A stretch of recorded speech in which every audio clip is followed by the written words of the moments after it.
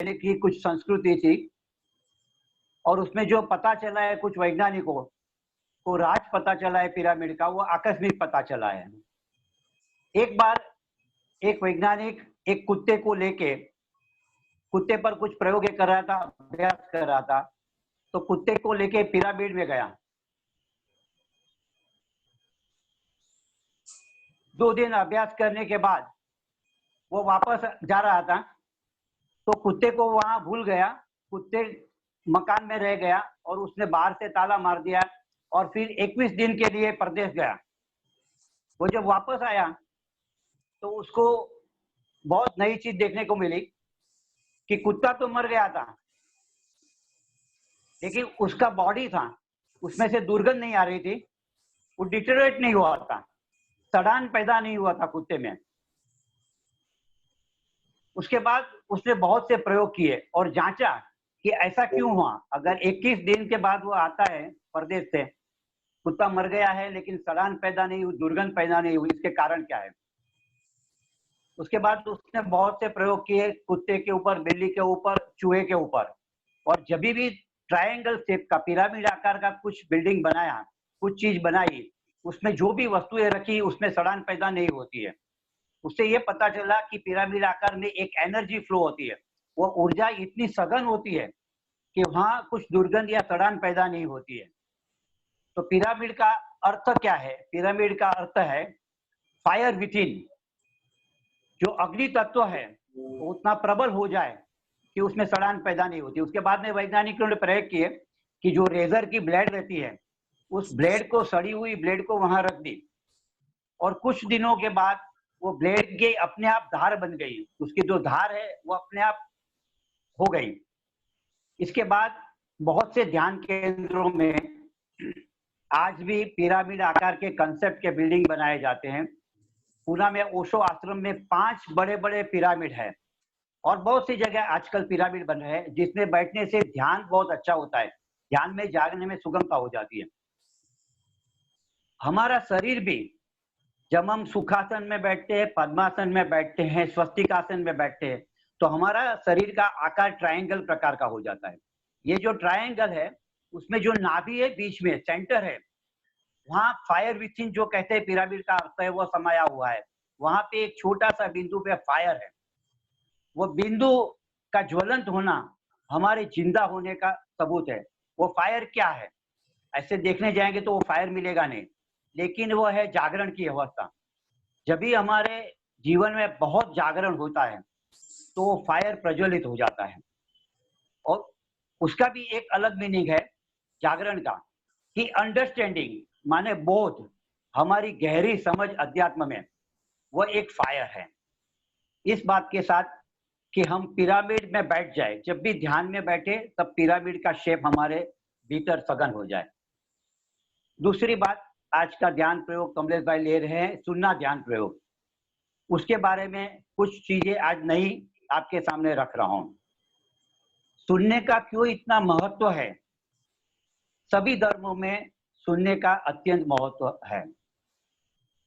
सत्संग जो शब्द है उसका भी मतलब होता है सुनना, गहरे से सुनना।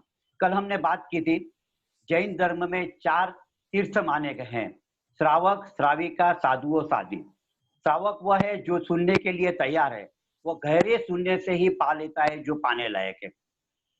तो इतना मत अर्थ क्यों है सुनने का? 3 चीज है। आंख है हमारे पास, वो एक दिशा में प्रवाहित होती है। हम आंख से जो देखते हैं वो एक दिशा में देख सकते हैं, वो टॉर्च जैसी है। जैसे टॉर्च की प्रकाश जहां पड़ता है वो चीज हमको दिख जाती है। लेकिन कान है वो मल्टी डायमेंशनल है, कान में सभी प्रकार से आती है चीज। और कान है दिए जैसा है, दिए के प्रकाश जैसा है, दिए के प्रकाश में हम चारों बाजू की चीज को अनुभव कर सकते हैं। दूसरी बात, हमारी आंखें भगवान ने ऐसी बनाई है, परमात्मा ने ऐसी बनाई है कि हम चाहे तो खोल दे, चाहे तो बंद कर दे। लेकिन कान ऐसे नहीं है, कान खुले ही रहते हैं। कान को बंद करने का कोई ऐसा उपाय नहीं कि हम चाहे तब बंद कर ले, चाहे तब खोल ले। अगर बंद भी करते हैं अंगुली से तो सुनना जारी रहता है। तीसरी बात, आंख है वो आक्रामक है, पुरुष जैसी है, पुरुष एग्रेसिव माइंड का रहता है।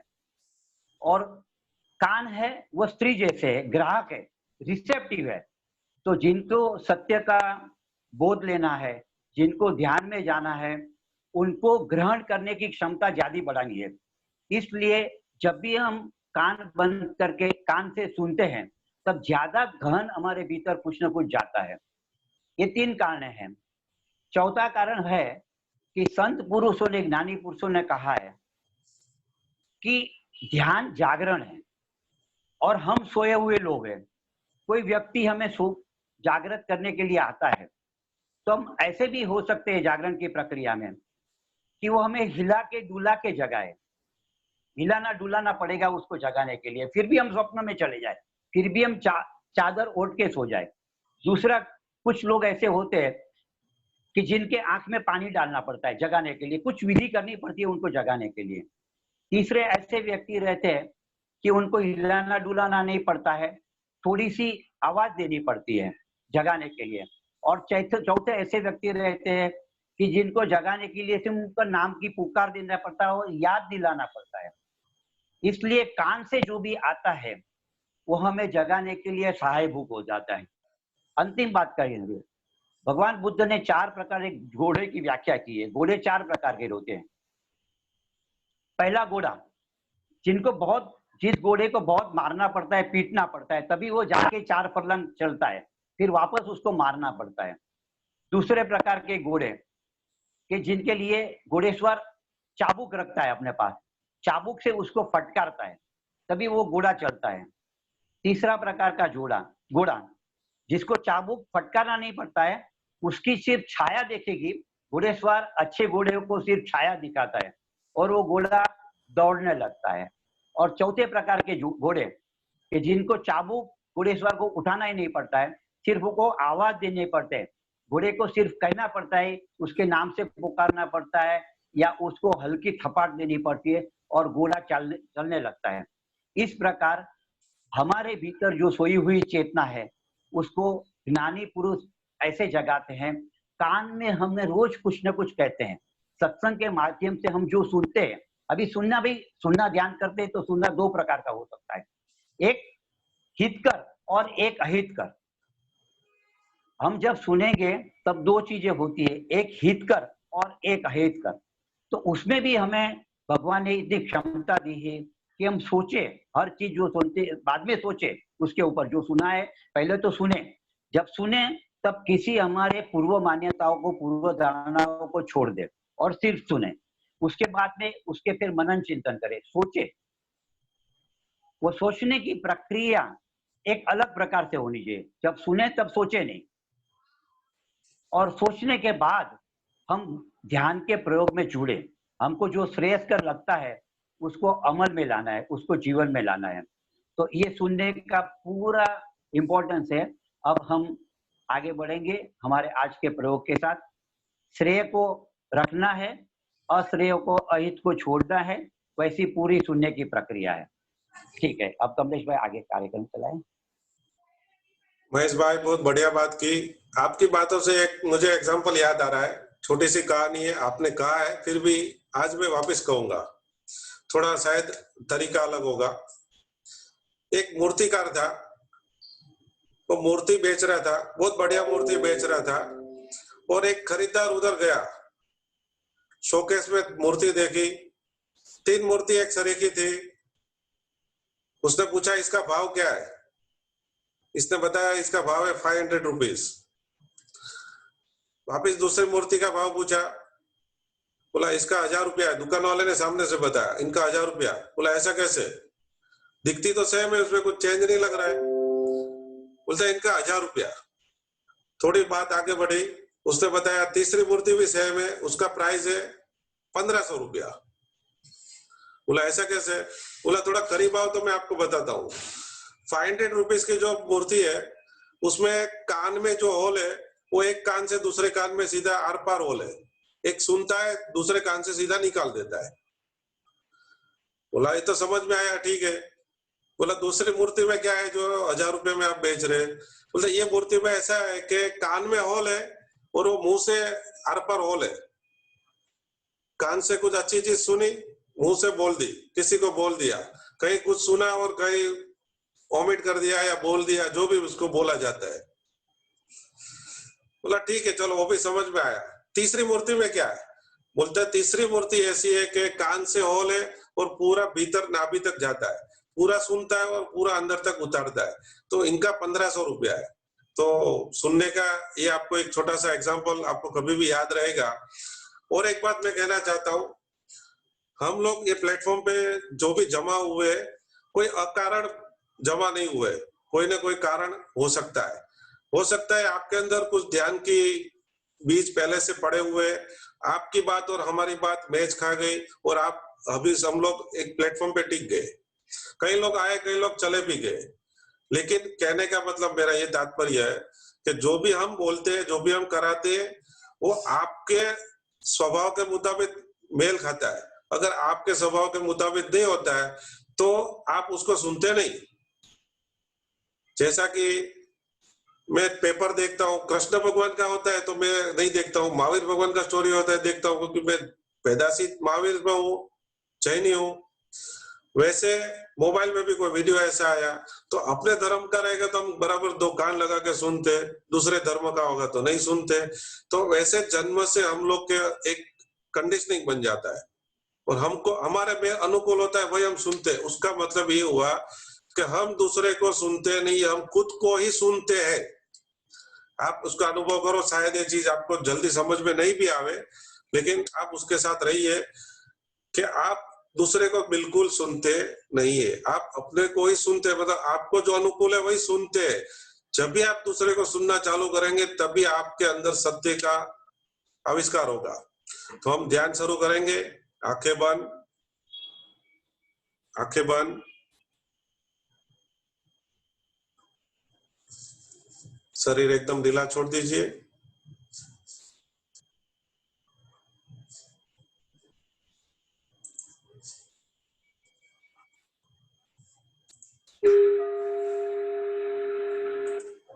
जी, थोड़ी सी तैयारी कर लें।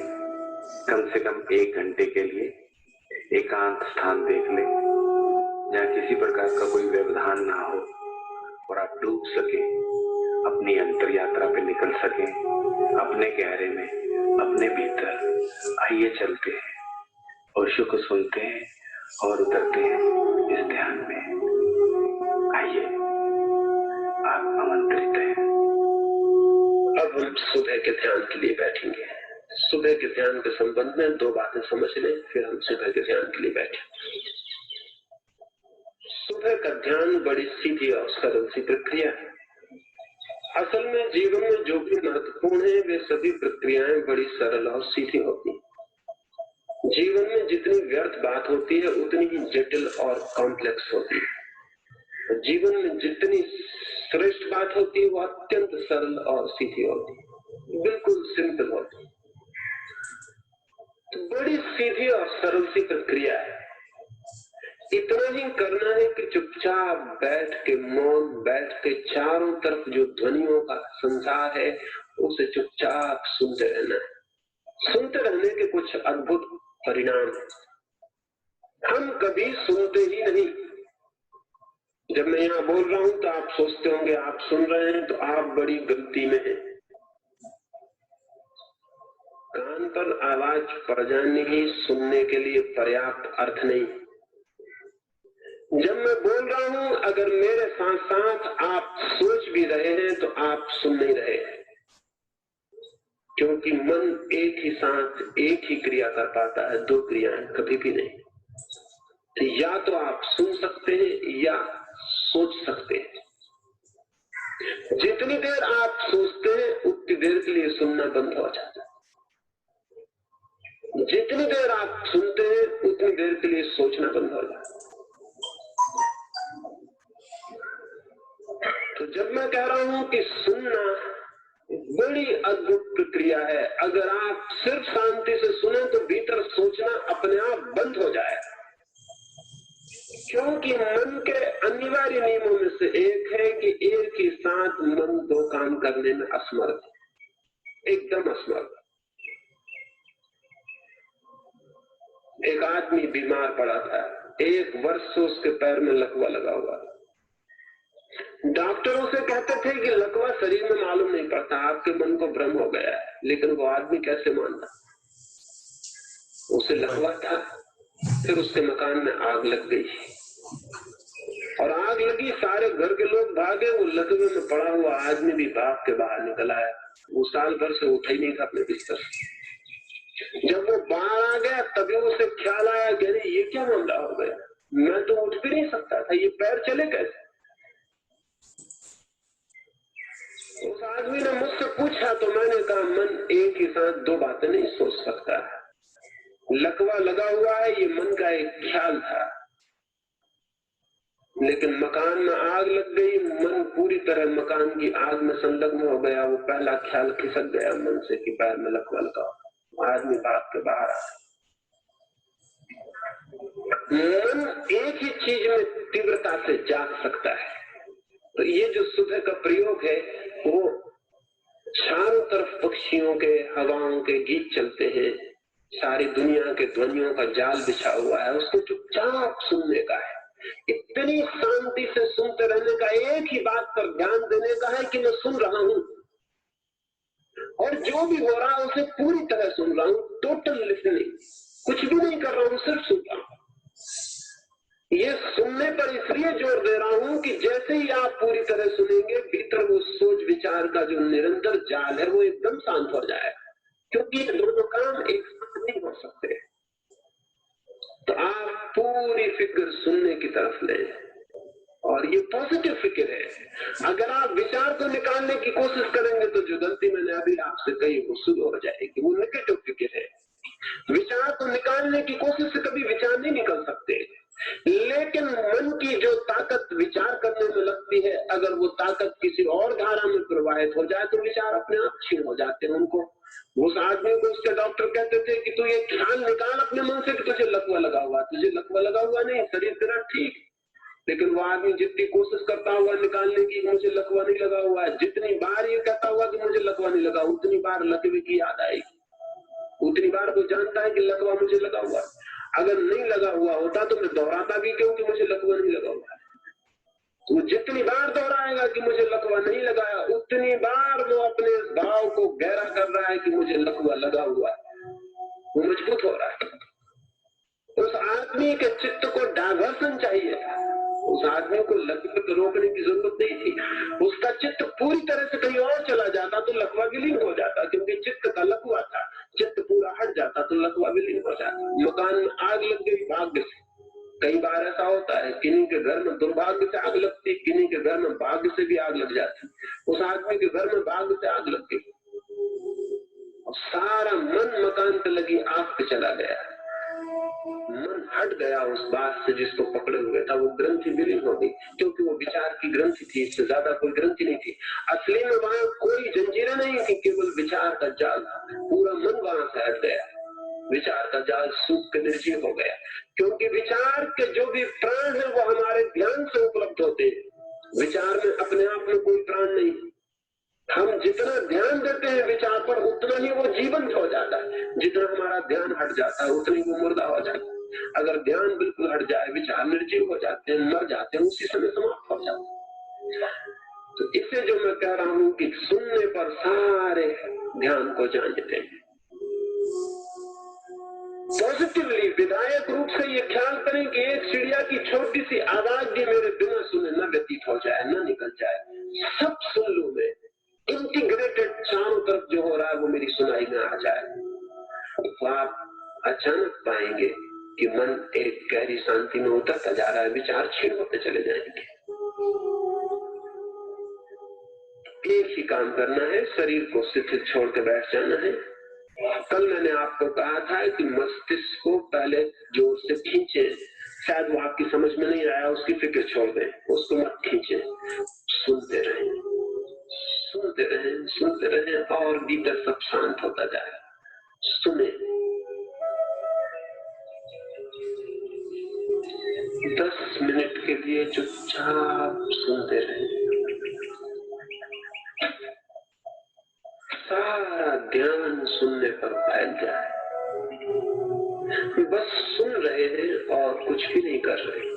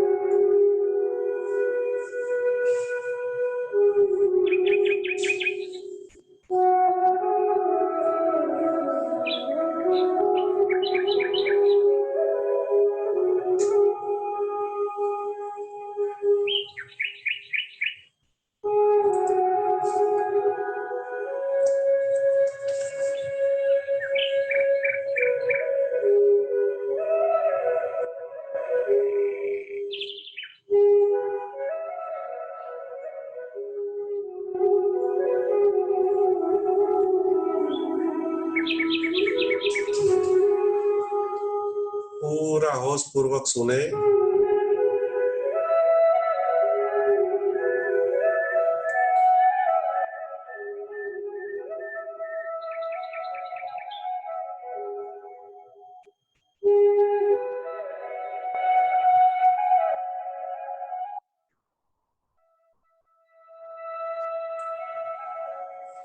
कोई भी आवाज चूकना नहीं है।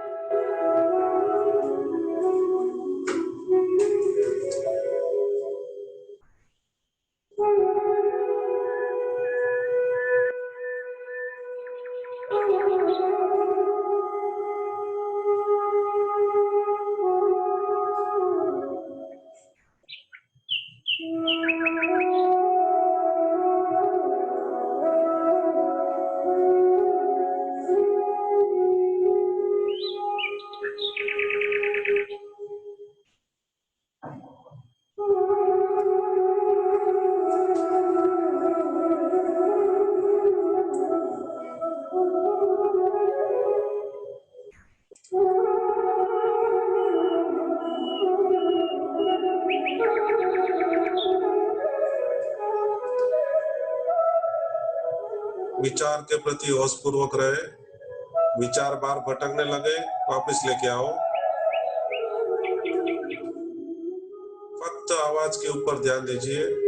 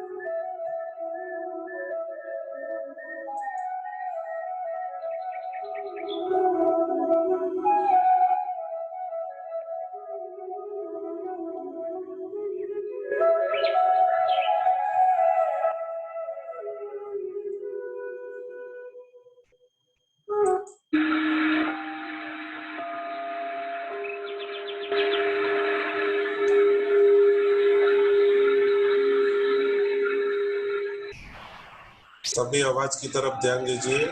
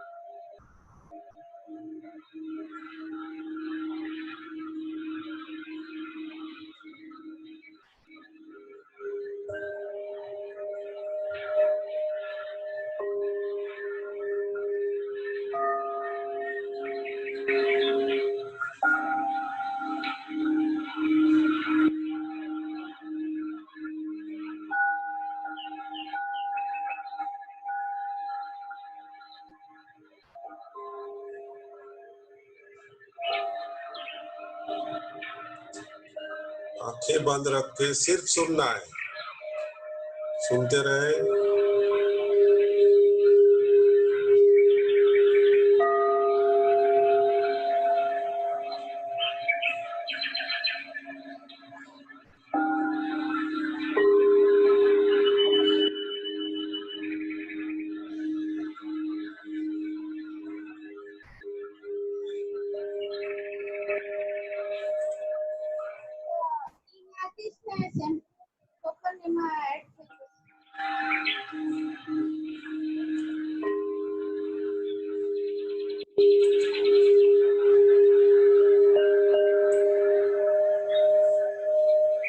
मन एकदम शांत हो गया है।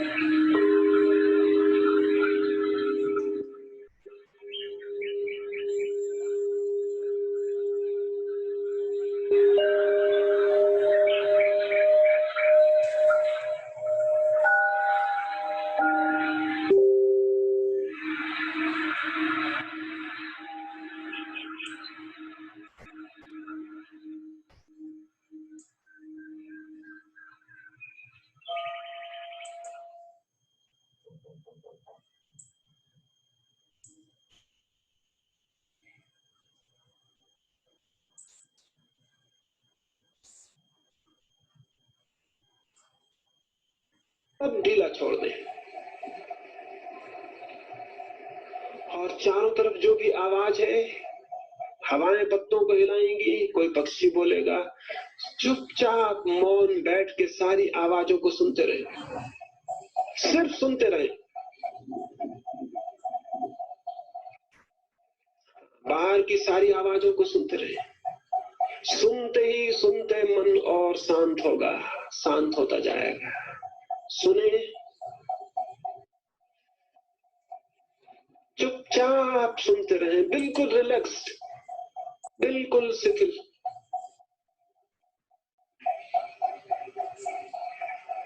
सुनते रहे, 10 मिनट के लिए चुपचाप सुनते रह जाएं।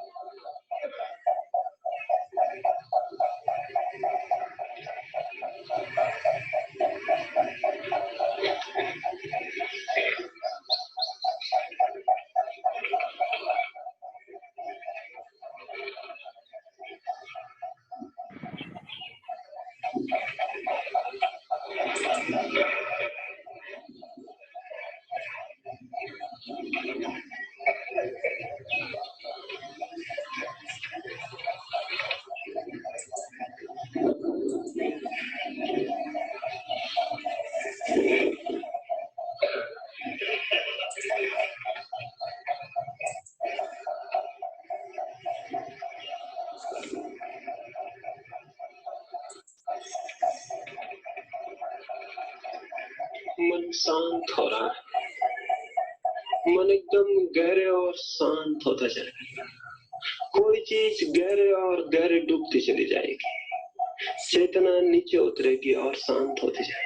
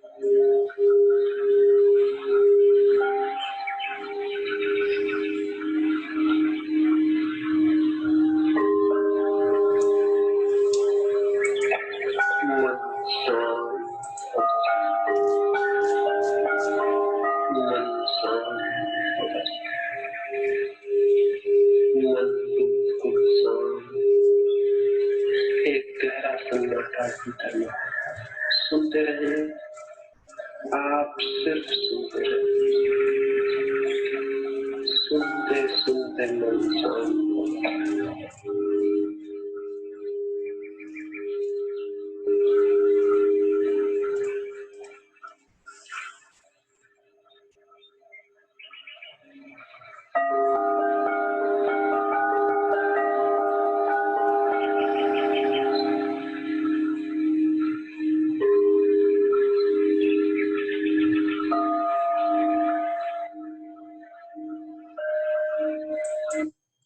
अभी 3 मिनट तक म्यूजिक भी शांत हो गया है।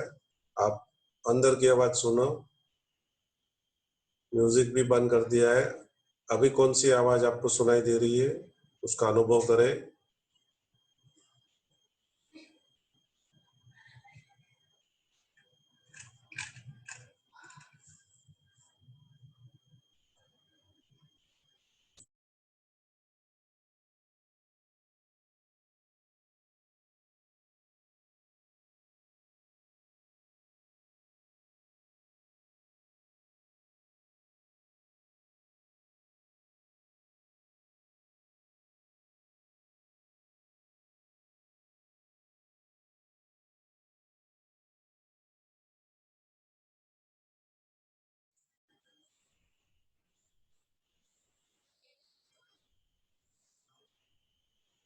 एकदम सन्नाटा हो गया है।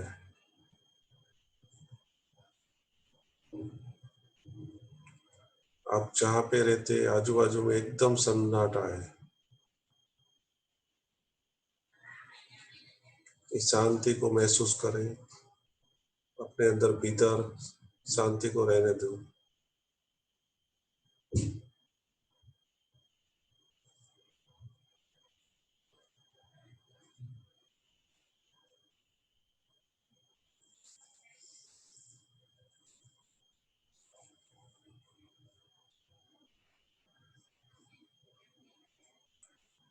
आपके मस्तिष्क के एकदम तनाव रहित हो गया है। आपके मस्तिष्क के तनाव बिल्कुल नहीं है अभी। एकदम शांत, रिलैक्स रिलैक्स। आपकी मुखाकृति पर प्रसन्नता है, आपके चेहरे पे प्रसन्नता है।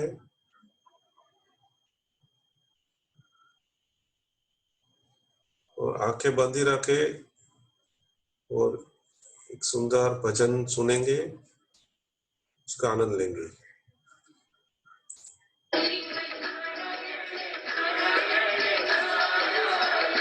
बोलो नारायण नारायण नारायण,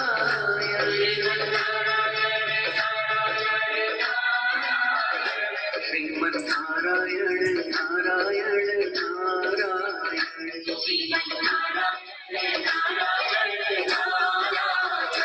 अजमन नारायण। सब लोग अपना कैमरा चालू कर सकते हैं।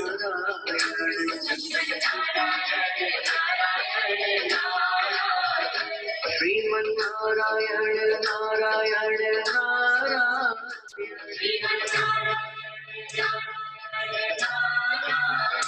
बोलो नारायण नारायण नारायण,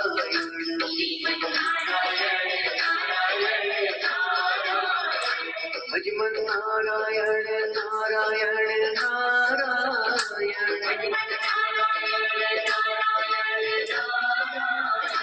श्रीमन नारायण नारायण नारायण,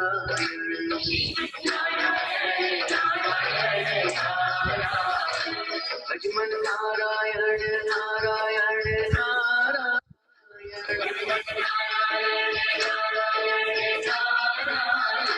बोलो नारायण नारायण नारायण,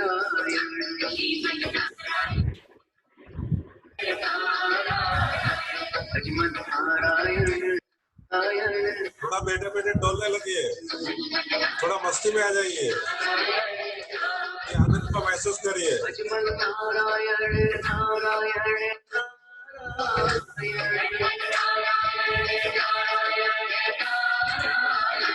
बोलो नारायण नारायण नारायण,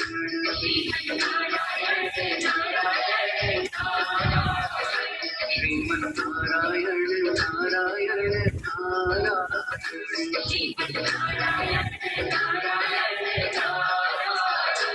अजमन नारायण नारायण नारायण,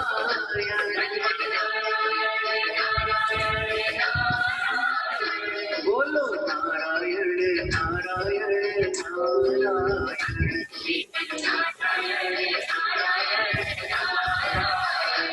अजमन नारायण नारायण नारायण,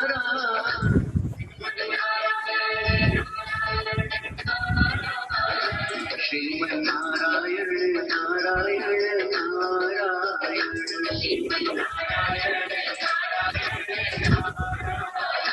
बोलो नारायण नारायण नारायण,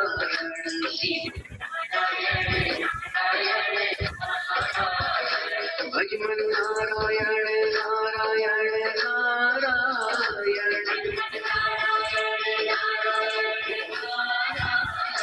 बोलो नारायण नारायण नारायण,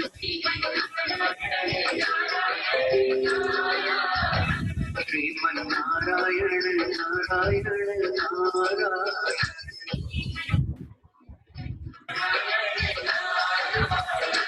बोलो नारायण नारायण नारायण,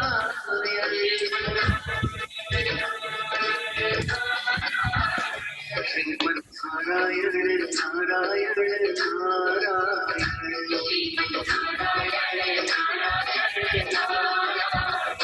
अजमन नारायण नारायण नारायण,